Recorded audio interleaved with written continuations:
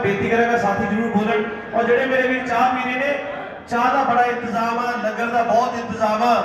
और साथियों ये जेडे 2 घंटे आ ये डिसाइड करेगा कि असी जिहड़ी लड़ाई दे विच मैदान च आए पे आ, जिते दा पे आ, पर दुश्मन नूं आपां किड्डी के हत्थ खड़े करके सारे मेरे वीर यूआरएमयू जिंदाबाद जिंदाबाद जिंदाबाद, आरयूटी जिंदाबाद जिंदाबाद जिंदाबाद, जित गया भी जित गया जितेगा भी जितेगा। धन्यवाद साथियों, मैं बेनती करूंगा सारी कॉलोनी जमीन के उत्ते रह के जो मीडिया जा रहा, जो एनआरएम सरकार रल के बीजेपी रल के लोगों को बेवकूफ बनाने का काम कर रहे और उन्होंने पोस्टर लगे, उस तो शर्म करो। तुम देख सकते हो पिछले पोस्टर चल रहा, उस तो शर्म करो। क्योंकि यूपीएस के बारे और विशेष तौर पर राजनाथ जी, मैं समझदा कोई ऐसा बंदा नहीं जो राजनाथ जी को नहीं जानता। तो मिश्रा जी कह रहे हैं कि जे अगर भारतीय जनता पार्टी देश आ जाती है तो रेल कर्मचारियों को कोई हड़ताल की लोड़ नहीं, सानू लड़न की लोड़ नहीं पेगी। मैं पूछना चाहता मिश्रा जी को कि जब बीजेपी की सरकार सी और नांगी रह गए होर तगड़े हो गए, कुछ लोग देश का पैसा ला के फॉरन च फरार हो गए और भारतीय रेल भी बेचने का काम जिहड़ा ये सरकार, मैनू तो लगता सी एनआरएमयू ते यूआरएमयू का टाई अप होएगा, लगता सौदा तय नहीं होया, इस करके कले कले मैदान च। तो मिश्रा जी ये हड़ताल का पोस्टर 1974 की जी सच्चाई है, हड़ताल हुई किस तरह लोगों ने अपन जाना दान से लाइया, अपन नौकरियां गवाइया और उस वेले दे जेडे नेता सीगे वो जदों इस देश की सत्ता चाहे रेल मंत्री बने तो किसी को नहीं नौकरी लवाने का काम किया, बचाने का काम किया। लोग कोर्ट के थ्रू और यूआरएमयू के थ्रू रेल दोबारा लोगों ने वापसी की है। साथियों जेडे साथी सारी उम्र साडे नाल संघर्ष करते जाते हैं और रिटायर हो के भी साडे नाल खलोते ने, मैं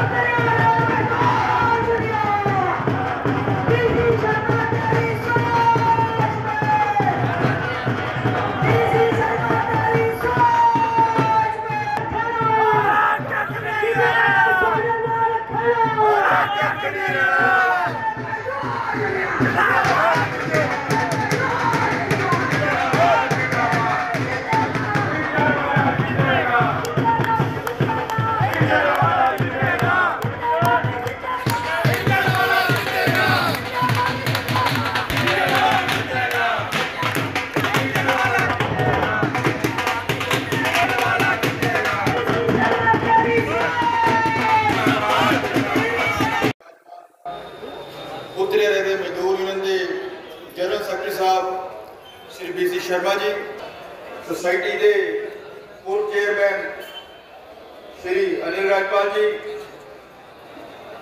मंडल के श्री अश्विनी कुमार जी, डिविजनल प्रेसिडेंट यूआरएमयू, साडे विच खास तौर पर सानू आशीर्वाद देने आए साढ़े रिटायर्ड साथी, नारी शक्ति, युवा शक्ति, सब तो पहला तो मैं गुरु रामदास जी की धरती के ऊपर प्रणाम करता और इस पवित्र धरती तो आशीर्वाद लैके जो चुनाव का प्रचार चल रहा है उस उत्तरी रेलवे मजदूर यूनियन और national federation of Indian railway man वालों किए गए कामां बारे असीं लगातार कर्मचारी साथियों को दस रहे हैं। नाल दी नाल NRMU वालों किए गए घिनौनियां हरकतां NRMU वालों किए गए धोखे उन्होंने पर्दे फाश कर रहे हैं, वो गल्लां कर्मचारी साथियों के लैके जा रहे हैं।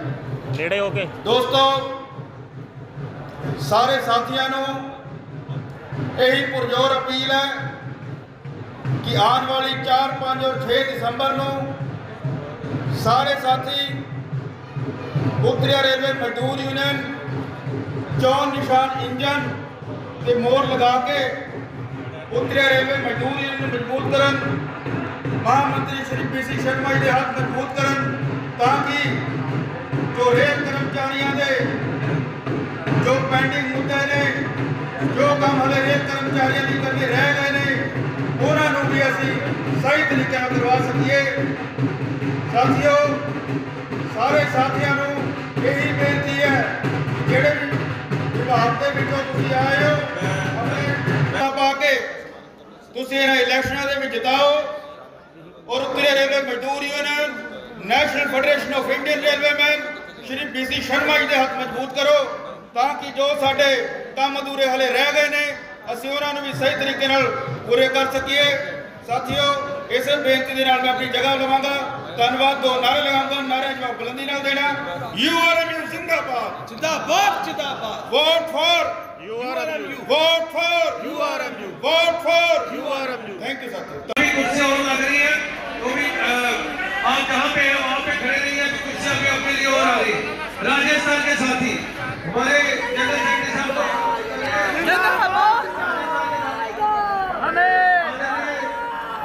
जनरल सेक्रेटरी BC शर्मा जी को स्वागत कर रहे हैं। सभी साथी बैठ गए तालियों के साथ। आप इतनी भारी गिरता में आए, हम आपका धन्यवाद सेक्रेटरी साहब स्वागत करेंगे। सबके लिए लंगर की व्यवस्था है, कृपया लंगर छक के जाए। अमृतसर की टीम लगी हुई है, आपके लिए लंगर की व्यवस्था करने की लगी है। कृपया जहाँ पे भी जगह मिलती है बैठ के खड़े हो जाए।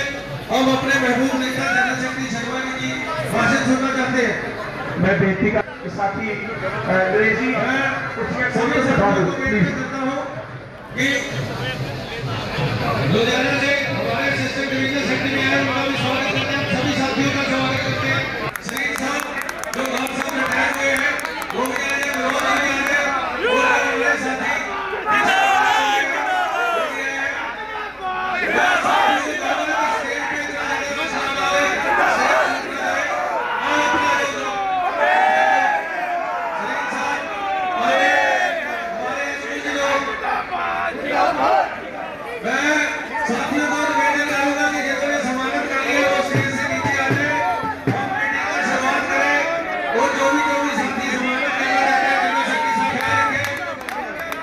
बेनती करेंगे अपने कैबिनेट प्लीज आप मीटिंग की व्यवस्था की हुई है। आपके आने का बहुत बहुत धन्यवाद।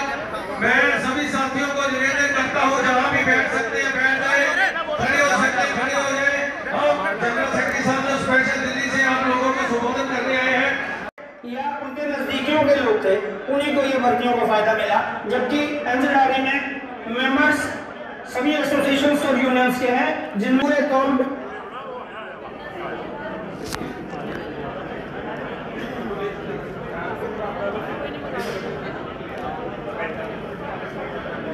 आज की सभा के अध्यक्ष महोदय माननीय BC शर्मा जी, महामंत्री URMU,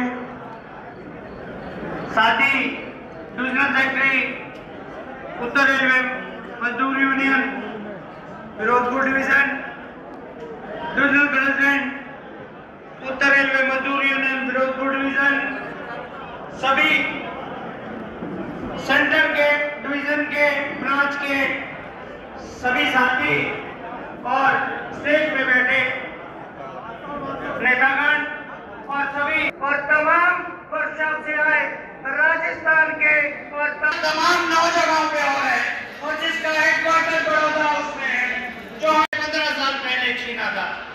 लगभग 15 साल से भी ज्यादा समय हो गया है। तो हमने कर्मचारी यूनियन से सोसाइटी को छीना था और यूनियन की जोड़ी में डाला।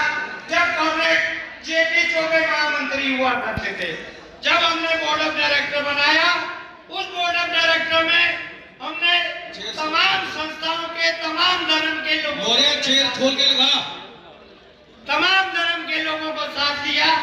SC ST के साथी हमारे साथ थे, OBC के, URMU के, NRMU के भी साथी हमारे साथ थे।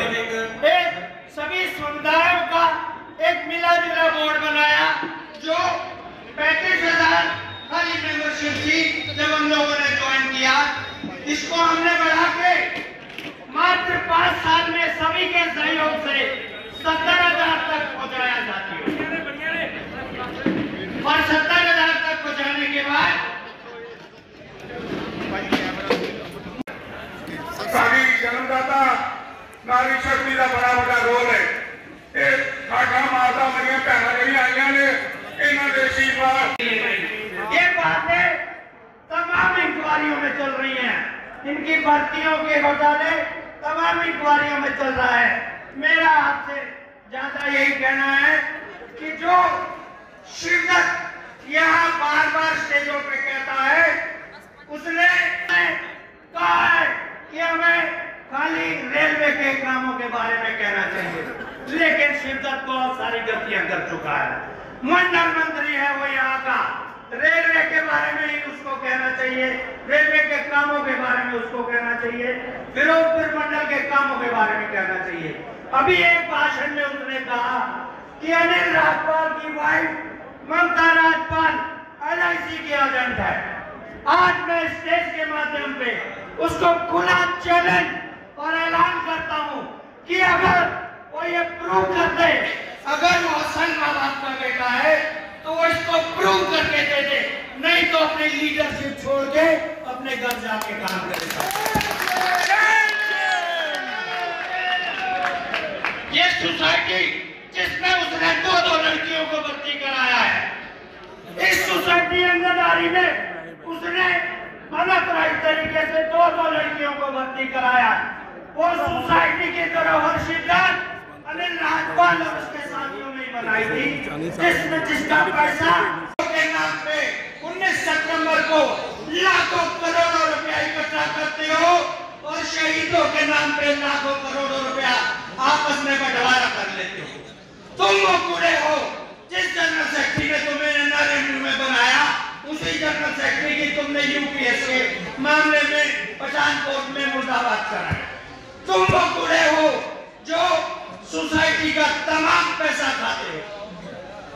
मैं ज्यादा कुछ आपके बीच में ना कहते हुए मैंने इन्हीं कारणों से NRMU से विदा लेके आप साथियों के बीच में PC शर्मा जी के साथ, आपके गुट के साथ आया हूँ। हमारे बहुत से और भी साथी हम लोगों के साथ आपको ज्वाइन किए हैं। आपसे एक और गुजारिश करता हूँ, 4, 5, 6 जो आपकी चुनाव की डेट है, 4, 5, 6 को आप इंजन पर मोहर लगा के खाली एक मंत्री ਨੂੰ ਪੁੱਛੋ ਕੋਈ ਉੱਥੇ ਜਿੰਦਾ ਸ਼ਹੀਦ ਦੇ ਸੰਸਕਾਰ ਤੇ ਪਹੁੰਚਿਆ? ਇਹ ਕੋਈ ਨਹੀਂ ਪਹੁੰਚਿਆ ਸਾਥੀਓ। ਇਹ ਵੱਡੀਆਂ ਵੱਡੀਆਂ ਗੱਲਾਂ ਨਾਂ ਤੇ ਤੁਹਾਨੂੰ ਠੱਗਦੇ ਆ। ਇਹ ਹਰ ਵਕਤ ਤੁਹਾਨੂੰ ਗੁੰਮਰਾਹ ਕਰਕੇ ਵੋਟਾਂ ਲੈਣ ਦੀ ਕੋਸ਼ਿਸ਼ ਕਰਦੇ ਆ। ਨਾ ਇਹਨਾਂ ਕਦੀ ਪ੍ਰਮੋਸ਼ਨ ਕੀਤੀ, ਨਾ ਕਦੀ ਇਹਨਾਂ ਨੇ ਕਿਸੇ ਮਸਲੇ ਦੇ ਉੱਤੇ ਲੜਾਈ ਲੜੀ। ਤੁਹਾਨੂੰ ਅਸੀਂ 20 ਦਿਨ ਤੋਂ ਲਗਾਤਾਰ ਦੱਸ ਰਹੇ ਹਾਂ, पर अज मैं शहीदों की धरती करके ही करतार चंद साला साथी सी उस मूवमेंट का हिस्सा सी जिहदी अज तो 20 दिन पहला डेथ हो गई है। लोगों चों कोई भी उत्थे नहीं पहुंचा, पर साथियों समा थोड़ा होने करके वेखो परमात्मा ने सोचा ये लोग तो 2 नंबर ही आ, इन्हां नूं 3 नंबर नहीं देना, इन्हां नूं 2 नंबर ही देना।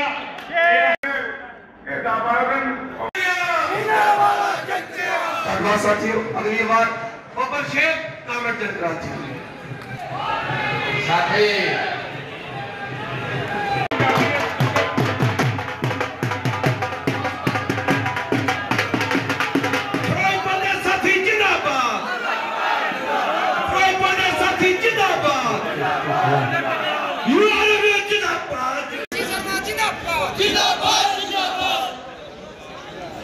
मेरे बैठे पूरा भरिया हाल दे साडे मजदूर साथी रेलवे के कामगार साथी नारी शक्ति साथियों समा बहुत है घट है अही महामंत्री जी जेडे सब गल्ला बहुत ने साथियों जेडे साथी सारी उम्र साडे नाल संघर्ष करते जाते ने और रिटायर होके भी साडे नाल खलोते ने मैं बेनती करांगा साथी जरूर बोलन और जेडे मेरे भी चाह पीने ने चाह का बड़ा इंतजाम है लंगर का बहुत इंतजाम है पर साथियों ये जेडे 2 घंटे आ ये डिसाइड करेगा कि असी जेडी लड़ाई दे विच मैदान च आए पे आ जिते दा पे आ पर दुश्मन नूं आपां किड्डी के हत्थ खड़े करके सारे मेरे वीर यूआरएमयू जिंदाबाद जिंदाबाद जिंदाबाद आवाज उठी जिंदाबाद जिंदाबाद जित गया भी जित गया जितेगा भी जितेगा। धन्यवाद साथियों मैं बेनती करांगा सारी कॉलोनी जमीन के उत्ते रह के जो मीडिया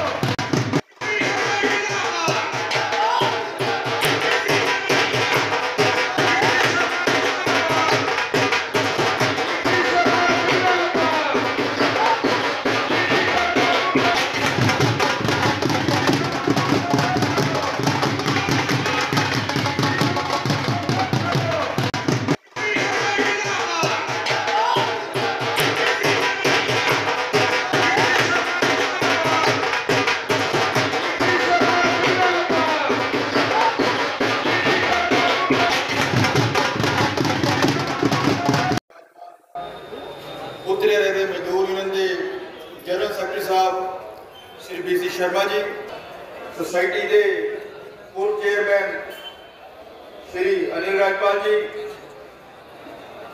मंडल के Shri Ashwini Kumar ji divisional president URMU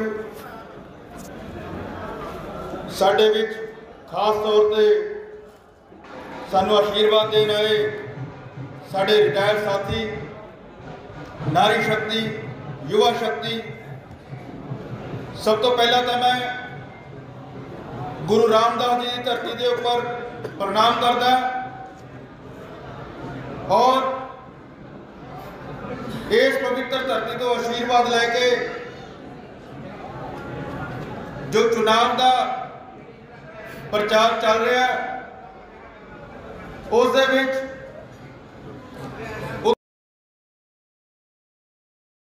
15 साल पहले छीना था, लगभग 15 साल से भी ज्यादा समय हो गया है। तो हमने कर्मचारी यूनियन से सोसाइटी को छीना था और नॉर्दर्न एलिमेंट्स यूनियन की जोड़ी में डाला जब हमने जेपी चौबे महामंत्री हुआ करते थे। जब हमने बोर्ड ऑफ डायरेक्टर बनाया, उस बोर्ड ऑफ डायरेक्टर में हमने तमाम संस्थाओं के तमाम धर्म के लोगों तमाम धर्म के लोगों को साथ दिया। SC ST के साथी हमारे साथ थे, OBC के, URMU के, NRMU के भी साथी हमारे साथ थे। सभी समुदायों का एक मिला जुला बोर्ड बनाया जो 35,000 खाली मेंबरशिप थी जब हम लोगों ने ज्वाइन किया। इसको हमने बढ़ा के मात्र 5 साल में सभी के सहयोग से 70,000 तक पहुंचाया साथियों। और 70,000 तक पहुंचाने के बाद ये बातें तमाम इंक्वायरियों में चल रही हैं। इनकी भर्तियों के घोटाले तमाम इंक्वायरियों में चल रहा है। मेरा आपसे ज्यादा यही कहना है कि जो शिवदत्त यहाँ बार बार स्टेजों पे कहता है, उसने कहा है कि हमें खाली रेलवे के कामों के बारे में कहना चाहिए, लेकिन शिवदत्त बहुत सारी गलतियां कर चुका है। मंडल मंत्री है वो यहाँ का, रेलवे के बारे में ही उसको कहना चाहिए, रेलवे के कामों के बारे में उसको कहना चाहिए, फिरोजपुर मंडल के कामों के बारे में कहना चाहिए। अभी एक भाषण में उसने कहा कि अनिल राजपाल की वाइफ ममता राजपाल LIC की एजेंट है। आज मैं स्टेज के माध्यम पे उसको खुला चैलेंज और ऐलान करता हूं कि अगर वो ये प्रूव कर दे, अगर वो होशंगाबाद का बेटा है तो वो इसको प्रूव। अध्यक्ष, नारी शक्ति, उपस्थित साथी, अभी चुनाव का दौर चल रहा है। आप सब जानते हैं कि 11 वर्ष के पश्चात यूनियन की मान्यता का चुनाव हो रहा है। इस 11 वर्षों के अंदर क्या क्या उपलब्धियां हुई, फ्यूचर प्लानिंग क्या है, वो भी मैंने तमाम फिरोजपुर मंडल में पम्पलेट और फोल्डर और MPS के बारे में मटेरियल दिया। दोस्तों, उत्तरी रेलवे मजदूर यूनियन का एक अपना इतिहास है, जिससे हम एफिलिएटेड हैं। National federation of Indian railway man का अपना इतिहास है। उत्तरी रेलवे मजदूर यूनियन 1954 में जिसका जन्म हुआ, उस समय 3 ब्रांचें होती थी। जब 9 जोन होते थे तो 166 ब्रांचें थी उत्तरी रेलवे मजदूर यूनियन की, और आज भी उत्तरी रेलवे मजदूर यूनियन की 128 ब्रांचें हैं। पूरे भारतवर्ष के अंदर उत्तरी रेलवे मजदूर यूनियन सबसे बड़ा जिंदाबाद जिंदाबाद। तो दोस्तों, कुछ एक हिस्टोरिकल डिमांड्स जो national federation of Indian railway man और उत्तरी रेलवे मजदूर यूनियन ने कर्मचारियों को लेके दी है, कुछ एक उदाहरण के तौर पे मैं आपको बताना चाहूंगा। साथियों, 1950-51 में परमानेंट नेगोशिएशन मशीनरी का सिस्टम रेलवे इंडस्ट्री में बना। उससे पहले AILF थी, पहले उनको मान्यता थी, पहले बनी थी, लेकिन आए दिन वो कम्युनिस्टों से मिलके हड़ताल करते रहते थे। इसलिए सही बात को उठाने के लिए 1953 में NFIR का जन्म हुआ। तब से national federation of Indian railway man ने ऐतिहासिक डिमांड सब आपकी पूरी करा के दी। उदाहरण के तौर पे इस देश के अंदर रेलवे कर्मचारी और केंद्र के कर्मचारी, डिफेंस के कर्मचारी, स्टेट के कर्मचारी, उनके लिए महंगाई भत्ते का कोई फार्मूला नहीं होता था। पुराना इतिहास देख सकते हैं आप। 1960 और 62 के अंदर जब 10% इंडेक्स बढ़ जाता था, सेकंड पे कमीशन ने कुछ परसेंटेज ही महंगाई भत्ता देते थे। लेकिन नेशनल काउंसिल के अंदर जब NFIR ने इशू को भारत सरकार के सामने उठाया कि ये आपका तरीका गलत है, देश के अंदर महंगाई बढ़ती है, उस महंगाई के अनुसार महंगाई भत्ते का फार्मूला बनना चाहिए। क्योंकि साथियों, ये भी आपको पता होना चाहिए कि अगर महंगाई भत्ते का फार्मूला नहीं बनता, जो अपना वेतन योग बैठता है उसका भी कोई तरीका नहीं बनता। अपनी मर्जी से भारत सरकार उसको बनाती। इसलिए महंगाई भत्ता उतना ही जरूरी है केंद्रीय कर्मचारियों, रेलवे कर्मचारियों के लिए, देश की सेवा करने के लिए, अपने परिवार की सेवा करने के लिए। तो उस समय ये परमानेंट नेगोशिएशन मशीनरी का अधीन अगर नेगोशिएशन फेल हो जाती है तो उसके ऊपर एक आर्बिट्रेशन अवार्ड बैठता है जिसको भारत सरकार नॉमिनेट करती है। एक retired chief justice high court का हो या सुप्रीम कोर्ट का हो, उसको अपॉइंट किया जाता है। महंगाई भत्ते का जब 68 से 62 के अंदर डिसएग्रीमेंट हुआ, उस समय भारत सरकार ने वन मैन कमेटी बनाई जिसके चेयरमैन मिस्टर एस.के. दास सुप्रीम कोर्ट के जो है चीफ जस्टिस थे। उसके सामने भारत सरकार के cabinet secretary, finance secretary, DOPT के सेक्रेटरी, चेयरमैन रेलवे बोर्ड, ये सारे मेंबर थे और उसके अंदर national federation of Indian railway man भी उन्होंने पार्टिसिपेट किया जिन्होंने ट्रिब्यूनल बिठाया।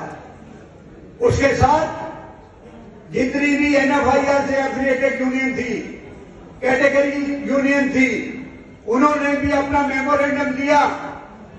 केवल जो अपने आप को लड़ाकू जमात कहती है, एआईएलएफ और एनएलयू, उन्होंने कहा कि पेंशन देंगे। हमने कहा ये हमें मंजूर नहीं है। लमसम की बात की, जो उस समय कोई डिस्कशन नहीं हुआ, हमारी बैक पे ये हुआ जिसमें उन्होंने कहा कि 6 महीने का 1/10 देंगे। मैंने चार्ट बनाया हुआ है, अगर 30 साल में प्रमोशन भी आप लेके, इंक्रीमेंट भी लेके देते हैं, नंबर 1 तो जो लास्ट पे जान का 50% है उतना ही नहीं मिलेगा, उससे कम मिलेगा। नंबर 2, जब 10% 30 साल में जमा हो जाता है, अगर 1 लाख रुपया किसी का होता है, तनख्वाह लेता है, तो उसका कितना पैसा जमा हो जाएगा 5% इंटरेस्ट में। जो आप 10% अभी 18.5% कर रहे हो, उसको भी डाल के अगर जमा कर लेंगे तो करोड़ों रुपया एम्प्लॉई का इकट्ठा होता है। लेकिन आप ये कहते हैं कि नहीं, उसको नहीं देंगे हमने कहा 60% ही दो, उस पर एग्री नहीं हुआ। और जो यूपीएस नाम रखा है, हमारी बैग पे रखा है, हमसे कोई डिस्कशन नहीं हुई। मैं उनसे पूछना चाहता हूं, जब आप कहते हैं गारंटेड पेंशन स्कीम हम लाए, तो आपने जीपीएस नाम क्यों नहीं रखा? यूपीएस की क्या जरूरत थी? तो जीपीएस नाम रखना चाहिए था। इन तमाम बातों को लेके 24 अगस्त को प्राइम मिनिस्टर ऑफ इंडिया ने हमें बुलाया। हम खुद नहीं गए, बुला के चाय पिलाई, शाम को 4 बजे मीटिंग की और साथ में कैबिनेट मीटिंग हो रही थी। उसमें उन्होंने बताया, प्राइम मिनिस्टर ने कहा कि मुझे पता लगा आपकी डिस्कशन कुछ फ्रूटफुल हुई है, कुछ अभी बाकी है, उसको भी हम देखेंगे क्या कर सकते हैं। उसके बाद एआईआर का जनरल सेक्रेटरी, जो जेसीएम का सेक्रेटरी भी है, उसने प्रधानमंत्री जी को कहा कि आपने 242 लाख रुपए करोड़ रेलवे को बजट सैंक्शन किया, आपने कुछ पोस्टों की रिक्रूटमेंट कर रहे हो, मैं आपका धन्यवादी हूं, पेंशन पे कोई बात नहीं की। दूसरी तरफ स्टाफ साइड के लीडर रघुवैया जी ने कहा कि रेलवे इंडस्ट्री एक यूनिक इंडस्ट्री है, इसका किसी इंडस्ट्री से कंपेयर नहीं किया जा सकता। रेलवे के अंदर ठेकेदारी प्रथा बढ़ रही है, निजीकरण बढ़ रहा है, रेलवे को बेचा जा रहा है और पोस्ट सरेंडर कर रहे हो, नई पोस्ट सेंक्शन नहीं कर रहे हो, आप नेशनल काउंसिल डायलॉग नहीं कर रहे हो। तो उन्होंने कहा डायलॉग होंगे, इन तमाम बातों का मेमोरेंडम, 8वें पेज की का मेमोरेंडम को केवल ये बताना चाहूंगा कि जो साथी मेरा कुलीग जो Shiv Kumar Mishra, general secretary NRMU और जेसीएम का सेक्रेटरी भी है, वो जो गुमराह कर रहा है कि यूपीएस में 80% हमने ले लिया, 20% बाकी है। कभी आए तो उनसे पूछना कि 80% में क्या मिला।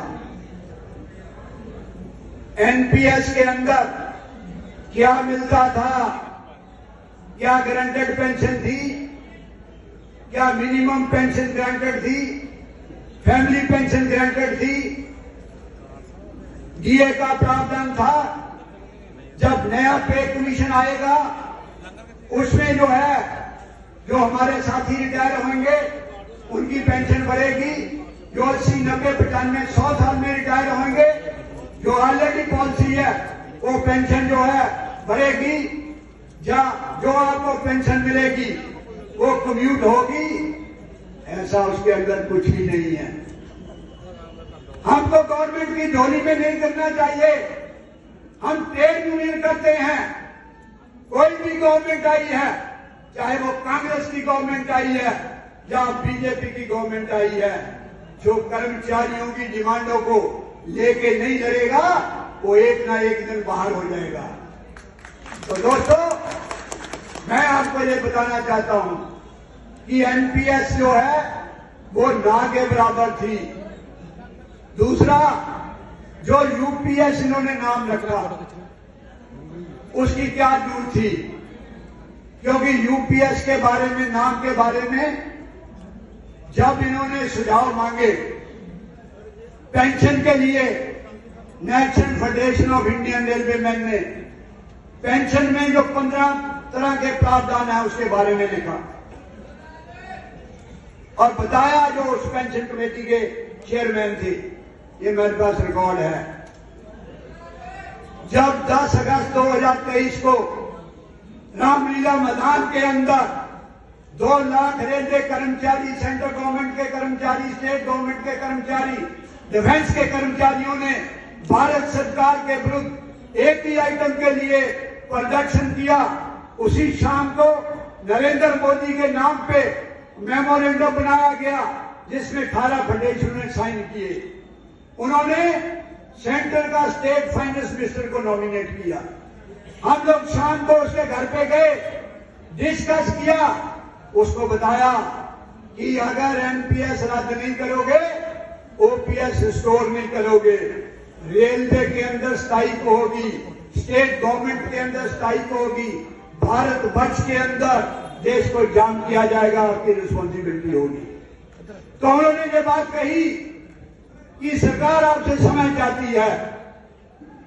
हमने कहा समय ले लीजिए। एक कमेटी बनाई जिसका चेयरमैन मिस्टर सोमनाथन, जो उस समय वित्त सेक्रेटरी था, आज कैबिनेट सेक्रेटरी है, उसकी लीडरशिप के अंदर जो कमेटी बनी, सब फेडरेशन और यूनियन को सुना गया। 15 जुलाई को उसने स्टैंडिंग कमेटी के मेंबरों को बुलाया। मैं भी उसमें मेंबर हूं।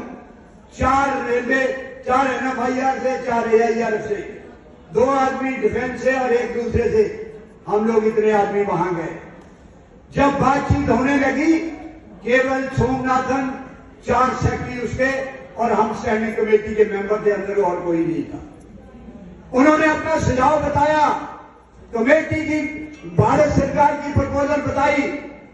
उन्होंने पहले कहा कि एनपीएस खत्म नहीं हो सकती, 40% से ज्यादा पेंशन नहीं दे सकते, जो रिटायरमेंट पे 60% मिलता है वो 10 रुपए भी नहीं देंगे, क्वालिफाइंग सर्विस 35 वर्ष होगी, मिनिमम पेंशन 5000 होगी और फैमिली पेंशन, जब कर्मचारी को पेंशन मिलती, डेथ हो जाती है, उसको पेंशन का 30% देंगे। हम लोगों ने विरोध किया कि हम नहीं मानने को तैयार, हम अपना एक्शन लेंगे। तो उन्होंने कहा भाई अपनी प्रपोजल आप बताइए। भारत सरकार की ये प्रपोजल है, इसके अलावा कोई बात उसने रखी नहीं। हमने कहा कि हमें 50% जो 10 महीने की या 12 महीने की एवरेज है, जो 50% और एवरेज में जो देखो वो कर्मचारी को मिलना चाहिए, जैसे पुराने कर्मचारियों को मिलता है। क्वालिफाइंग सर्विस आज 20 साल है, 20 साल ही रहनी चाहिए। और उसके बाद उन्होंने ये कहा कि मिनिमम पेंशन 5000। हमने कहा किस जमाने की बात कर रहे हो आप? आज जो है 9वें पे कमीशन, 7वें पे कमीशन ने मिनिमम पेंशन 9000 रुपया दे रहा है, हमें 15,000 से कम पेंशन नहीं चाहिए, प्लस दिया चाहिए। इसी तरह qualifying service, minimum qualifying service 10 साल के बाद रिटायरमेंट आज ले लेता है, उसको प्रोपोर्शनल पेंशन मिलती है। अगर 20 साल पे रिटायर होता है उसको फुल जो है लाभ मिलते हैं। तो हमें 20 साल चाहिए और जो मिनिमम पेंशन के साथ डीआरबी चाहिए। और आप जो उन्होंने प्रपोजल दी कि 35 साल की जगह 25 साल करेंगे, हमने उसको कहा नहीं, हमें 20 साल ही चाहिए। हमने कहा जो 10% कटता है विद इंटरेस्ट जो है उन युवा साथियों को मिलना चाहिए। उसके ऊपर उन्होंने कहा कि ऑप्शन रखेंगे 60% जो लेगा उसको 6.99 पेंशन देंगे। हमने कहा ये हमें मंजूर नहीं है। लमसम की बात की, जो उस समय कोई डिस्कशन नहीं हुआ, हमारी बैक पेज हुआ जिसमें उन्होंने कहा कि 6 महीने का 1/10 देंगे। मैंने चार्ट बनाया हुआ है, अगर 30 साल में प्रमोशन भी आप लेके इंक्रीमेंट भी लेके देते हैं, नंबर 1 तो जो लास्ट पेज का 50% है उतना ही नहीं मिलेगा, उससे कम मिलेगा। नंबर 2, आप क्यों कहते हो कि 80% को लाभ मिला? क्या लाभ मिला? हमने उसी समय 9 विसंगतियां निकाल के दी। पेंशन जो मिलती है, ये कोई सुप्रीम कोर्ट का DS निकाराक में केस है, उसका डिसीजन है 1983 का कि पेंशन कोई ठीक नहीं है जो आप देते हो। युवावस्था में आता है कर्मचारी और बुढ़ापे में जाता है, उसको सम्मानजनक जीने का एक साधन है पेंशन। ये 1950 के बाद पेंशन भारत सरकार ने सोशल सिक्योरिटी के लिए लागू की। तो दोस्तों, इन तमाम बातों को लेके मैं आपसे अंत में यही अनुरोध करूंगा कि हम तमाम मांगों को लेके, जो रेलवे की मांगे हैं, जो हमारे टेक्निकल कैटेगरी की मांगे हैं, ऑपरेटिंग की मांगे हैं, इंजीनियरिंग की मांगे हैं, दूसरे स्टाफ की मांगे हैं, उसके लिए मेमोरेंडम NFIR का मैंने डिस्ट्रीब्यूट किया। मैं आपसे अपील करूंगा कि आपका सहयोग चाहिए। सहयोग 4, 5, 6 दिसंबर को जो यूनियन की मान्यता के लिए चुनाव हो रहा है, हमने 11 वर्ष सेवा की, हो सकता है कोई कमी रह गई हो, उसको पूरा करने की कोशिश करेंगे। लेकिन मेरा अनुरोध है, अपील है कि 4, 5, 6 को इंजन पे मोड़ लगा के उत्तरीय रेलवे मजदूर यूनियन को भारी मतों से विजय बनाए। जय हिंद, जय भारत। धन्यवाद जनरल सेक्रेटरी साहब। मैं सभी साथियों को कहूंगा प्लीज। इन साथियों ने एक व्हाट्सएप पे अपना वो डाला जिसमें दिखाया कि UPS की जब बात हो रही थी, इन्होंने भी लिख के दिया, अरे भाई 2 नंबरी हो, फ्रॉड की आदत है, आप उस पर साबित करो। ये मेमोरेंडम स्टेट फाइनेंस मिनिस्टर को 18 फेडरेशनों ने दिया, प्राइम मिनिस्टर के सामने कोई साइन नहीं हुए, या उसके स्वामीनाथन के सामने कोई साइन नहीं हुए। हम आपको झूठ नहीं बताएंगे। मैं आपको यकीन दिलाता हूं कि जितने भी युवा साथी हैं, आपने देखा होगा जैसे ही वो फरमान आया, कम्युनिकेशन आया, अभी गजट नोटिफिकेशन नहीं हुई, उसी समय NFIR ने रिएक्ट किया, नरेंद्र मोदी जी को लेटर लिखा। हमने नॉर्दर्न रेलवे के अंदर, NFIR के पूरे जोनों के अंदर, नॉर्दर्न रेलवे में 23 नवंबर से 27 नवंबर तक हर ब्रांच ने एक इशू को लेकर डिमांस्ट्रेशन किया भारत सरकार के विरुद्ध कि हमें नाम से मतलब नहीं है, हमारे युवा साथियों को जो पुरानी पेंशन में मिलता है वो मिलता रहना चाहिए।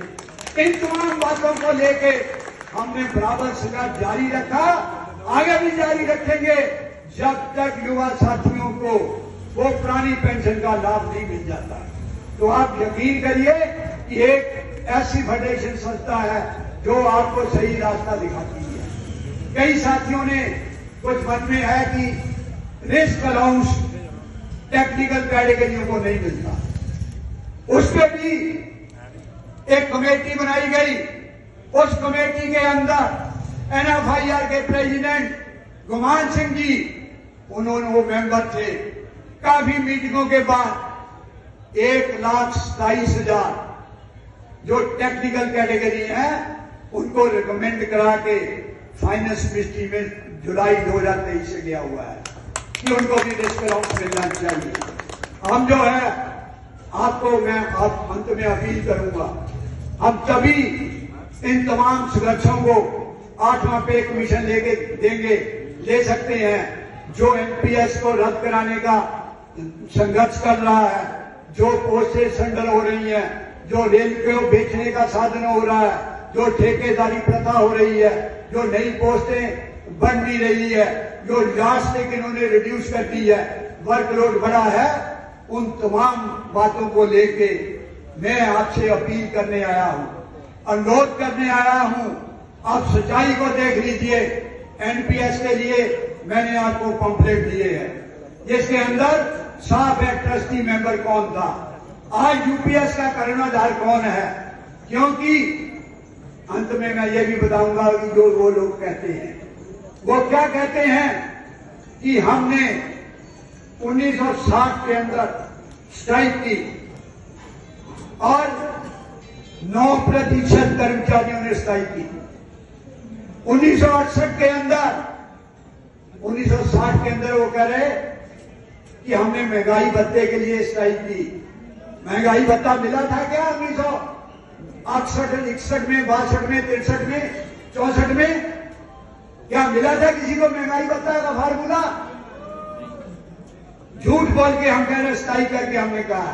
उसके बाद 1968 में उन्होंने कहा कि वेतन संगठियों के लिए हमने स्ट्राइक की और स्ट्राइक करने के बाद उनके 5 जोनों ने स्ट्राइक का नोटिस वापस लिया और उन्होंने कहा हम स्ट्राइक नहीं करेंगे। 1974 के अंदर इस रेलवे के अंदर बहुत बड़ी हड़ताल हुई जिसको हेड कर रहे थे एक टैक्सी यूनियन के नेता मिस्टर जॉर्ज फर्नांडिस। उसने एआईआरएफ को पकड़ लिया था। उस समय जब नोटिस दिया, उस समय कम से कम उस दरमियान एनएफआईआर ने 150 करोड़ रुपए की डिमांडें जिस पे खर्च हुआ वो पूरी करा के दी थी। उन्होंने 8 डिमांडें रखी थी जिसमें मेन था वेज पैरिटी और बोनस 8.333। स्ट्राइक का नोटिस दिया, देश के अंदर स्ट्राइक हुई जिसके अंदर 50,000 रेलवे कर्मचारी जेल के अंदर बंद हुआ। 84,672 कर्मचारी जिनकी नौकरी गई। अभी साथी बता रहा था वर्कशॉप का कितने आदमी शहीद हुए। 7 आदमी पठानकोट के शहीद हुए, 1 आदमी को नौकरी मिली। हर साल आप शहादत मनाते हो, उनको आप अपॉइंटमेंट क्यों नहीं कर सके? जब जो भी पॉलिटिकल लड़ाई थी, बांग्लादेश जब बना, बांग्लादेश के लिए वो सेना जो लड़ रही थी, जॉर्ज फर्नांडिस ने उनको कहा कि आप गलत कर रहे हो, आपको ये सोचना चाहिए देश से, भारत से मदद नहीं लेनी चाहिए, बांग्लादेश बनाने के लिए चाइना से मदद लेनी चाहिए। ये एक देश का नागरिक जो एआईआरएफ का लीडर बना हुआ था, स्ट्राइक इसलिए उसने कराई ताकि उस समय की कांग्रेस गवर्नमेंट थी उसको उतारा जा सके। उसकी मंशा पूरी हुई।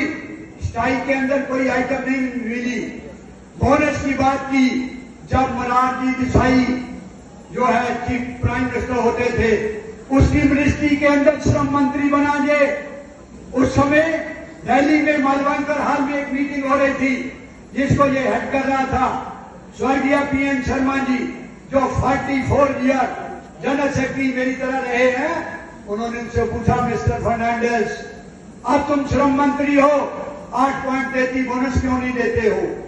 वेज पैरिटी क्यों नहीं खत्म करते हो? कोई जवाब नहीं था। वो तो पॉलिटिकल स्ट्राइक थी, लोगों को मरवाने की स्ट्राइक थी। ये भी बता दूं, एआईआरएफ की बीकानेर डिवीजन के अंदर जो एजीएम हुई, जॉर्ज फर्नांडिस को एआईआरएफ ने अंदर नहीं घुसने दिया, धक्के मार के निकाला था। क्यों निकाला आपने?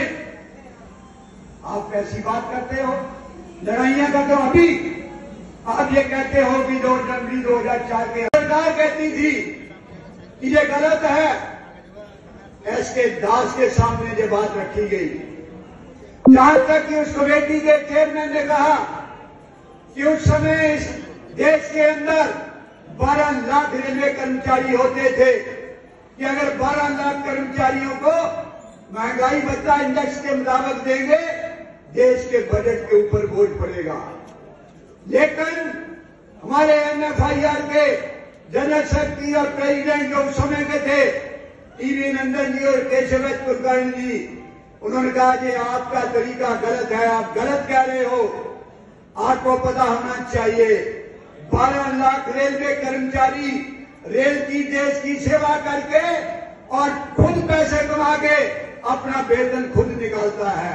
आपसे 10 रुपए भी नहीं लेता, ना उस समय लेता था ना आज ले रहा है।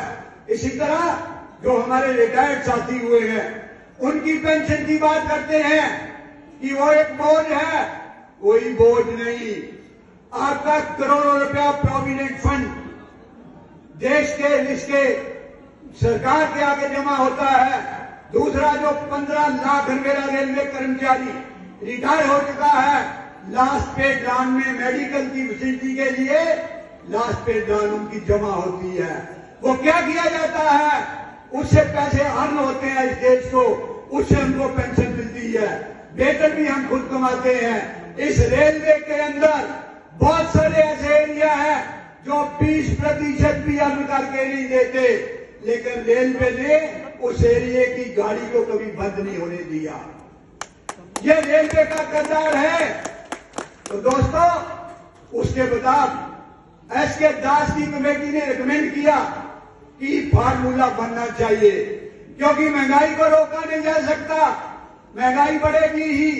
अपना गुजारा करने के लिए जो वेतन लेते हैं उनको मार्केट के से अपनी परचेजिंग करने के लिए, और खासकर जो वेतन बनता है आगे वेतन बनाने के लिए महंगाई भत्ते का फार्मूला होना चाहिए।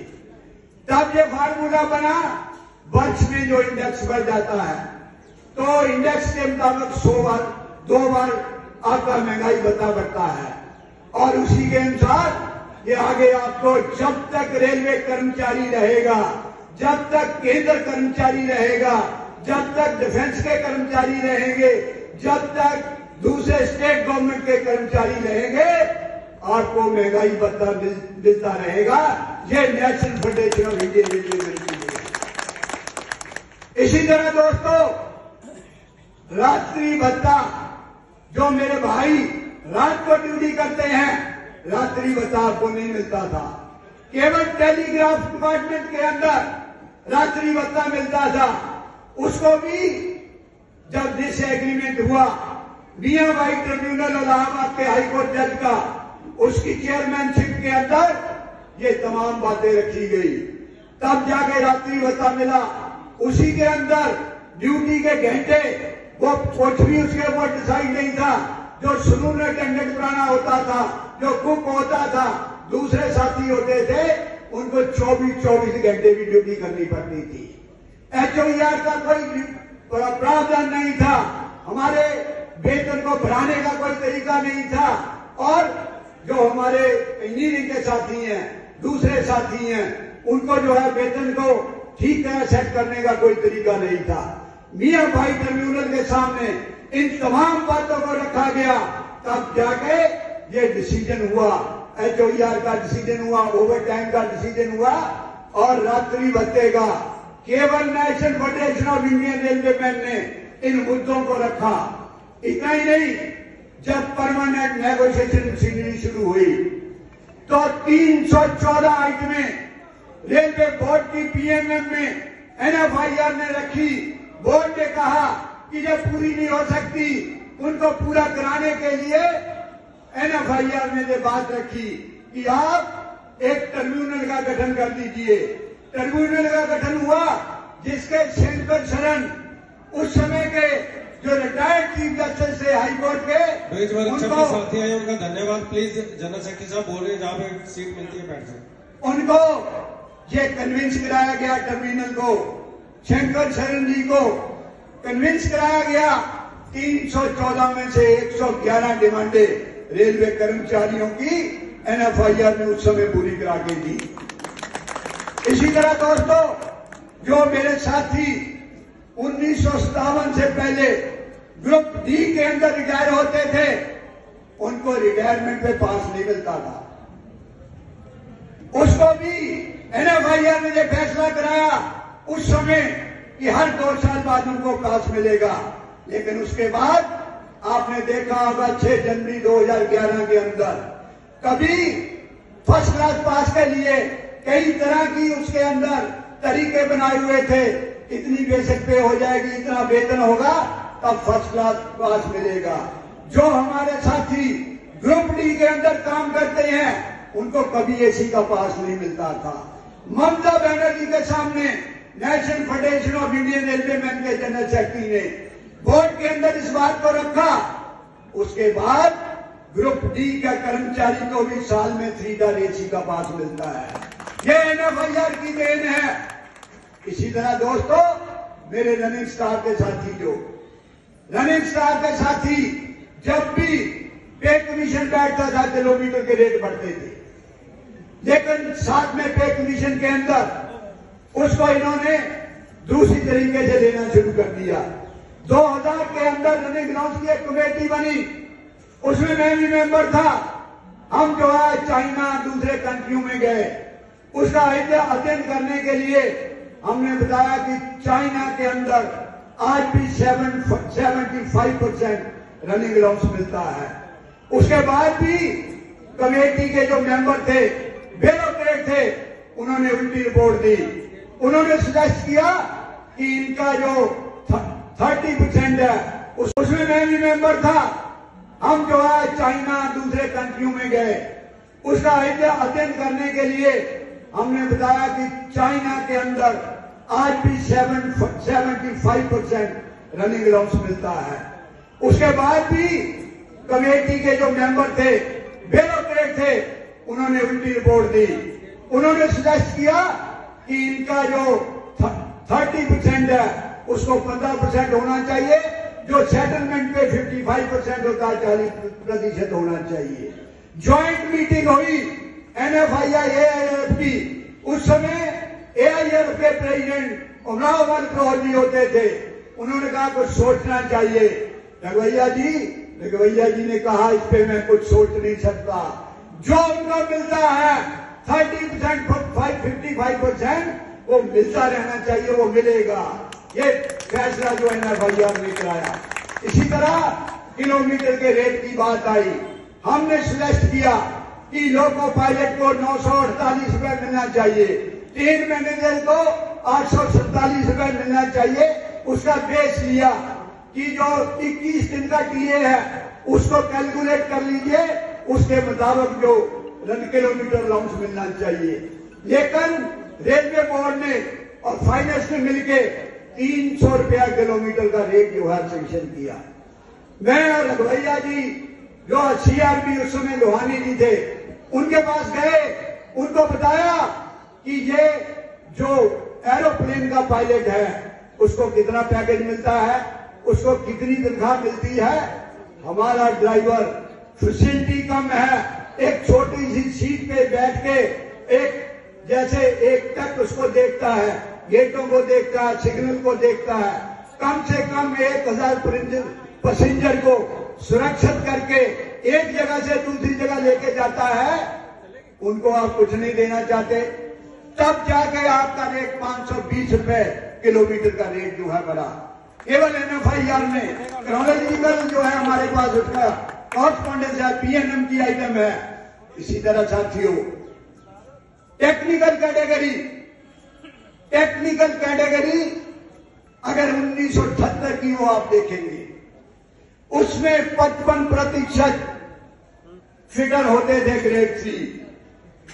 उसको हाई ग्रेड पे पोस्टों को बढ़ाते आपको याद होगा कि जुलाई 2016 में स्टाइल का नोटिस दोनों जनरल सेक्रेटरी ने जनरल मैनेजर नॉर्दर्न रेलवे को दिया।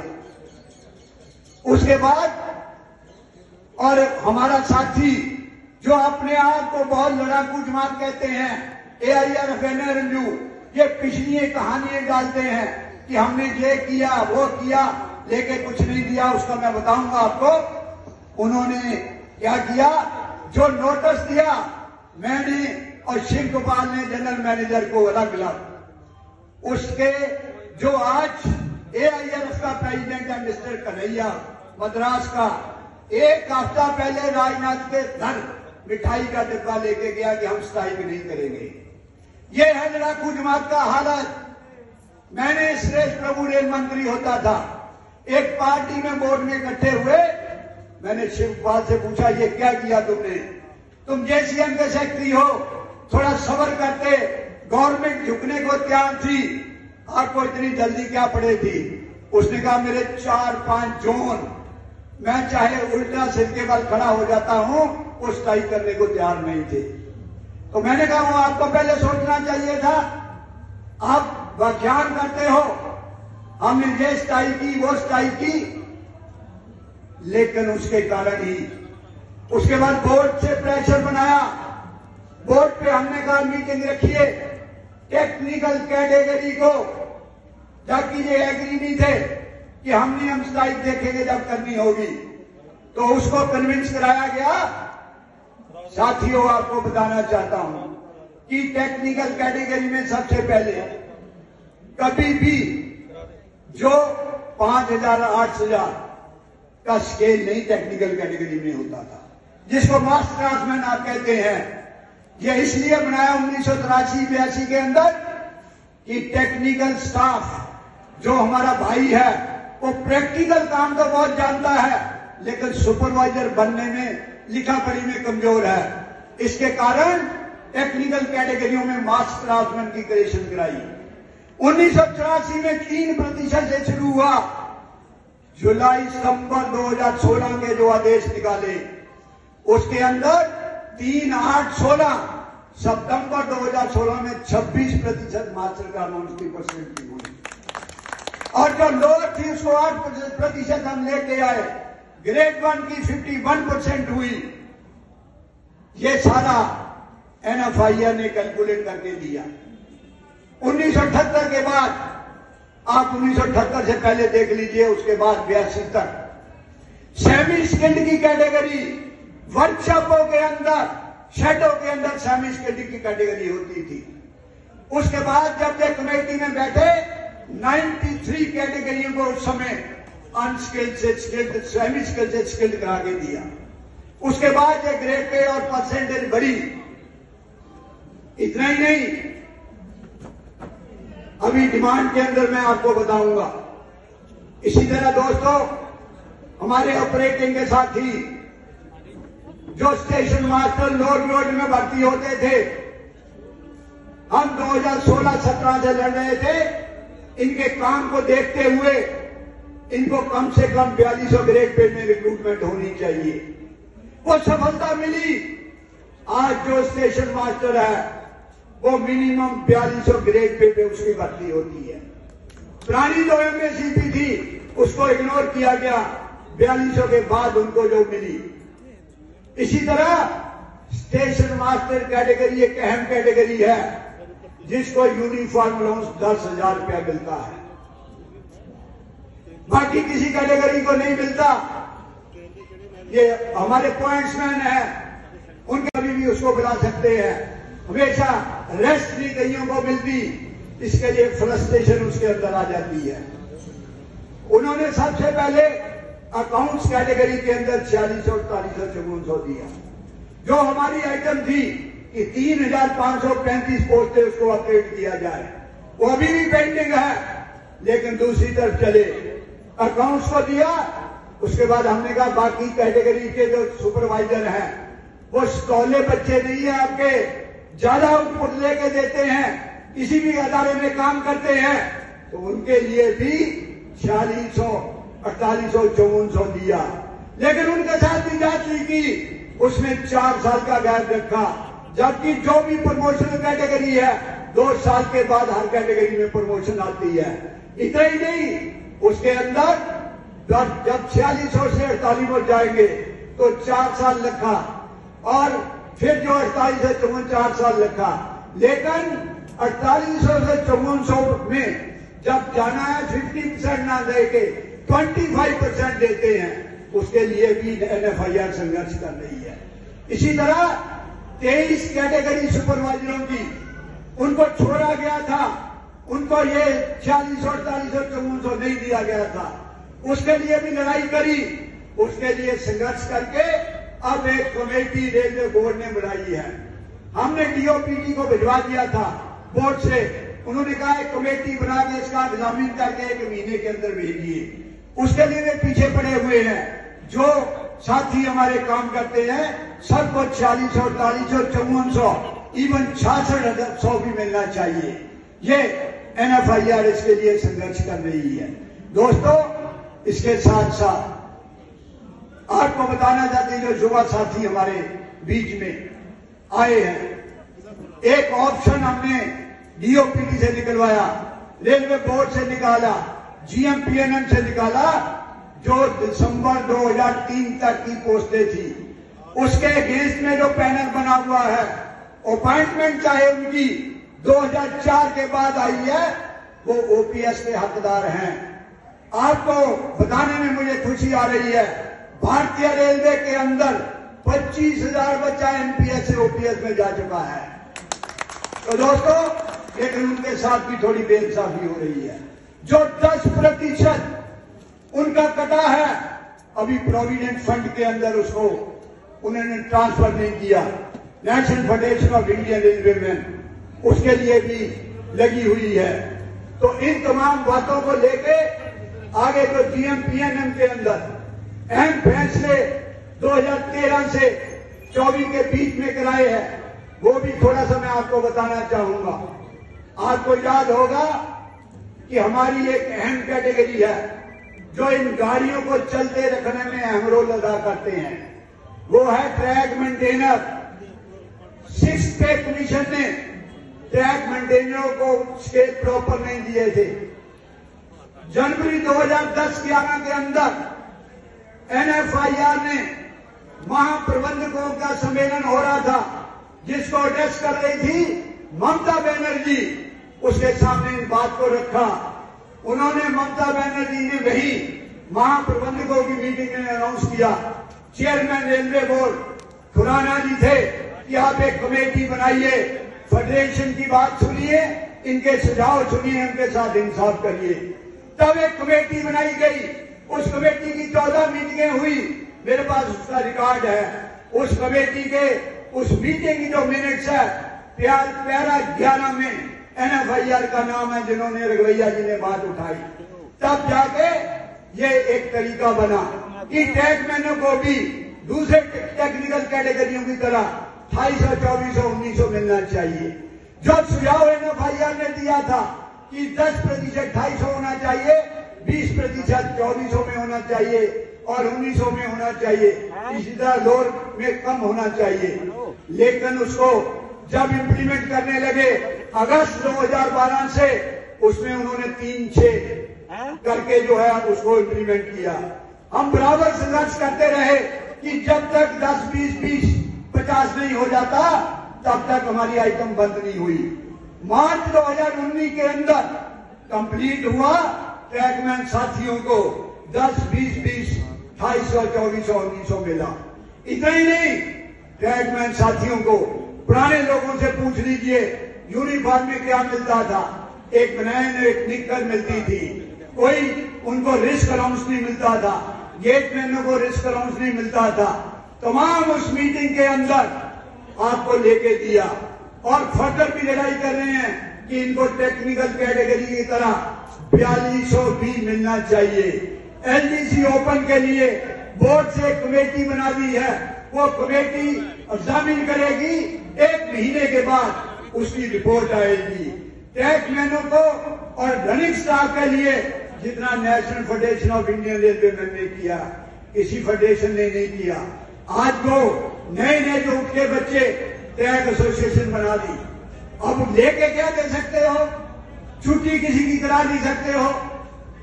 और उसके बाद भी लोग, पढ़े लिखे लोग गलत रास्ते पे जाते हैं। वो चंदा लेके फेयरवेल कर सकते हैं, बनाओ एसोसिएशन, लेकिन यूनियन में जो काम करने वाले हैं उनके साथ आइए।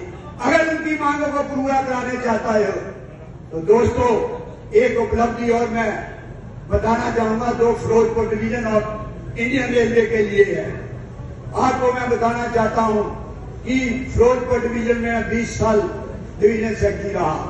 प्रोविडेंट फंड आपका लोन लेने के लिए जो मेरा भाई पालमपुर से चलता था, जो जम्मू से चलता था और जहां से जाते थे, उनका एक बार एप्लीकेशन गुम होती थी, एक बार पे ऑर्डर गुम होता था। 92 के अंदर उत्तरी रेलवे मजदूर यूनियन ने पीएमएम के अंदर एक फैसला कराया कि जो साथी लोन लेना चाहेगा उसका पे ऑर्डर लाइन से बन के आएगा। आज तक लाइन से बन के आता है वो केवल फिरोजपुर मंडल में। अध्यक्ष, नारी शक्ति, उपस्थित साथी, अभी चुनाव का दौर चल रहा है। आप सब जानते हैं कि 11 वर्ष के पश्चात यूनियन की मान्यता का चुनाव हो रहा है। इस 11 वर्षों के अंदर क्या क्या उपलब्धियां हुई, फ्यूचर प्लानिंग क्या है, वो भी मैंने तमाम फिरोजपुर मंडल में पॉम्पलेट और फोल्डर और एमपीएस के बारे में मटेरियल दिया। दोस्तों, उत्तरी रेलवे मजदूर यूनियन का एक अपना इतिहास है जिससे हम एफिलिएटेड हैं। National federation of Indian railway man का अपना इतिहास है। उत्तरी रेलवे मजदूर यूनियन 1954 में जिसका जन्म हुआ, उस समय 3 ब्रांचें होती थी। जब 9 जोन होते थे तो 166 ब्रांचें थी उत्तरी रेलवे मजदूर यूनियन की, और आज भी उत्तरी रेलवे मजदूर यूनियन की 128 ब्रांचें हैं। पूरे भारतवर्ष के अंदर उत्तरी रेलवे मजदूर यूनियन सबसे बड़ा